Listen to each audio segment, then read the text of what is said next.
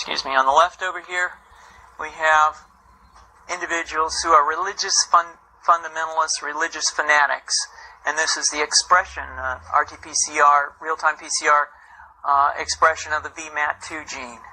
Over here, we have individuals.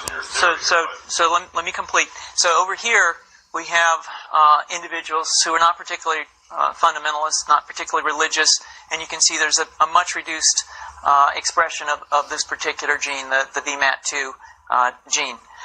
Another evidence that supports our hypothesis for the development of this approach.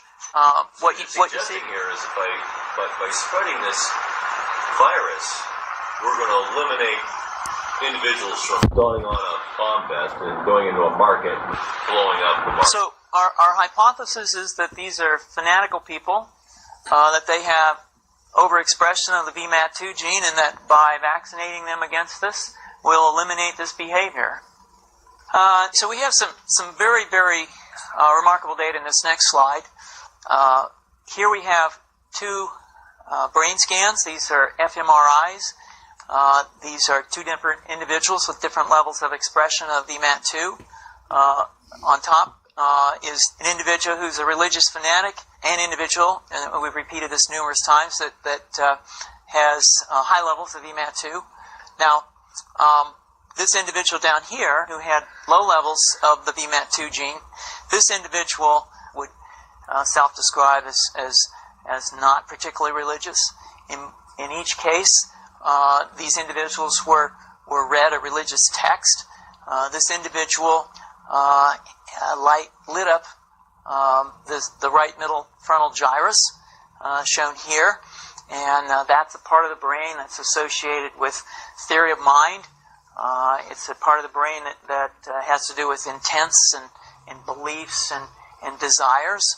In marked contrast, here's an individual who would not particularly self-describe as religious, and when they're read a religious text, what you see is that this part of the brain called the anterior insula lights up. This is a part of the brain that's associated with disgust or displeasure on hearing something. So you're suggesting I take a CT scan with me when I'm evaluating people to determine whether they put a bullet in their head? So the data that I'm presenting here supports the concept that we're proposing, and I think that we would not propose to do CT scans or fMRIs on individuals out in the hinterlands of Afghanistan. The virus would immunize against this VMAT2 gene, and that would have the effect that you see here, which is it's essentially to turn a fanatic into a normal person. And we think that will have major effects in the Middle East. How would you suggest that this is going to be dispersed? Aerosol? Well, so the present plan and the tests that we've done so far have used respiratory viruses, such as flu or rhinoviruses, and we believe that that's a satisfactory way to get the exposure of the largest part of the population. Most of us, of course, have been exposed to both of those viruses, and we're quite confident that this will be a very successful approach. This is fascinating. What's the name of this proposal?